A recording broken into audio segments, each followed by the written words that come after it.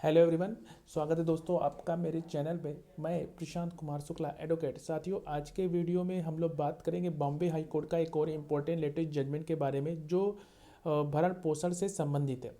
और अगर आप मेरे चैनल पर पहली बार है तो चैनल को जरूर सब्सक्राइब करिए, लाइक करिए, शेयर करिए और कमेंट करना तो मत भूलिए। अगर आपको किसी केस से रिलेटेड कोई भी क्वेरी हो तो कॉल पे भी अपना अपॉइंटमेंट बुक करा सकते हैं। उसका नंबर मैंने डिस्क्रिप्शन बॉक्स में दे दिया है। आइए जानते हैं इस इम्पोर्टेंट जजमेंट को, जिसमें यह कहा गया है कि तलाकशुदा मुस्लिम महिला पूर्ण विवाह के बावजूद भरण पोषण की हकदार है। बॉम्बे हाईकोर्ट ने हाल ही में माना कि दोबारा शादी करने के बावजूद मुस्लिम महिला अधिनियम 1986 के तहत तलाक के बाद अपने पहले पति से गुजारा भत्ता पाने की हकदार है।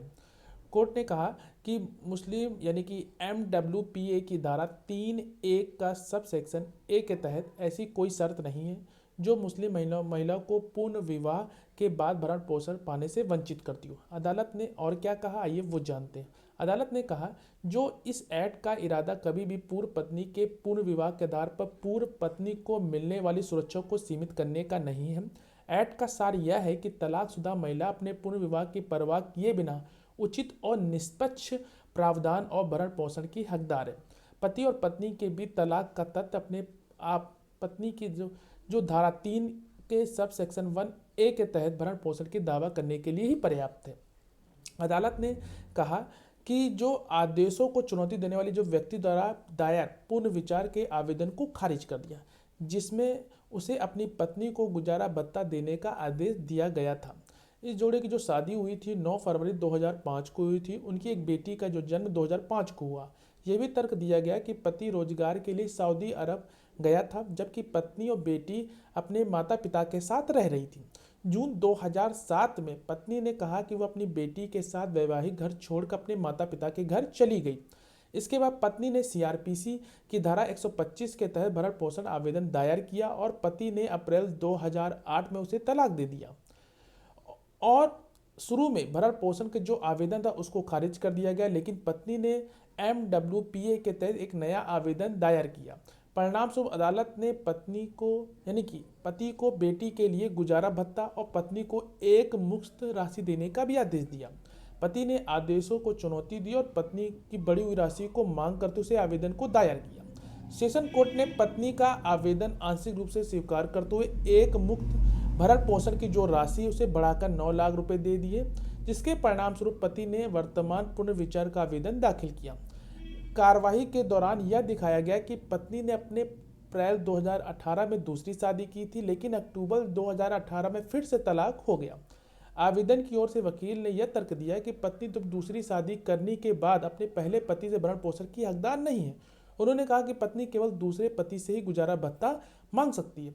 अदालत ने कहा कि एक्ट की धारा 3(a) के 1A के पुनः विवाह के खिलाफ बिना किसी शर्त के उचित और निष्पक्ष प्रावधान और भरण पोषण का प्रावधान करती है।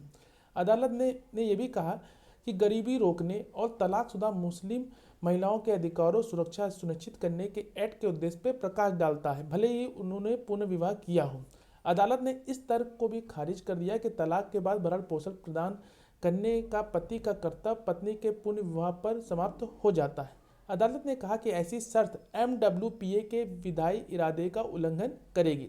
अदालत ने और आगे क्या कहा, अदालत ने आगे ये कहा कि जहां एक्ट की धारा 4 तलाकशुदा महिला के पूर्ण विवाह तक उसका भरण पोषण करने के रिश्तेदारों के दायित्व की सीमा लगाती है, और वहीं एक्ट की धारा 3 पति को इस कर्तव्य से मुक्त नहीं करती कि भले ही वह पूर्व पत्नी का पूर्ण विवाह विकल्प चुनती हो। अदालत ने डेनियल लतीफ बनाम भारत संघ 2001 सुप्रीम कोर्ट के फैसले पर भी भरोसा किया। इस बात पे भी जोर दिया गया कि भरण पोषण प्रदान करने के लिए मुस्लिम पति का दायित्व न केवल इद्दत अवधि के लिए है, बल्कि तलाकशुदा पत्नी के पूरे जीवन तक है, जब तक कि वह पुनः विवाह न कर ले। हालांकि अदालत ने कहा कि पति को इद्दत अवधि के भीतर गुजारा भत्ता देना होगा। वर्तमान मामले में अदालत ने कहा कि पति ने ट्रायल कोर्ट की कार्रवाई के दौरान आय प्रमाण और विवरण पेश नहीं किया। इसमें कहा गया कि पति ने हाई कोर्ट की कार्रवाई के दौरान देरी से सैलरी सर्टिफिकेट जमा किया, जिसमें 15,000 रुपये मासिक आय का भी संकेत दिया गया। पत्नी ने भारतीय दूतावास की वेबसाइट से प्राप्त जानकारी के आधार पर तर्क दिया कि पति की आय अधिक है। यह स्वीकार करते हुए कि MWPA की एक बार दी गई भरण पोषण राशि को बढ़ाने के प्रावधानों का अभाव है। अदालत ने यह भी तर्क दिया कि पति द्वारा देय राशि पहले से स्पष्ट कर दी गई है। इसमें रेखांकित किया गया कि भले ही पत्नी भविष्य में पूर्ण विवाह करती हो, लेकिन इससे अदालत द्वारा आदेशित एक मुक्त राशि का कोई असर नहीं पड़ेगा। इसलिए अदालत ने पति का जो पूर्ण विचार का जो आवेदन था उसको खारिज कर दिया। पत्नी को पति द्वारा अर्जित ब्याज के साथ 2 लाख रुपए निकालने की अनुमति दी।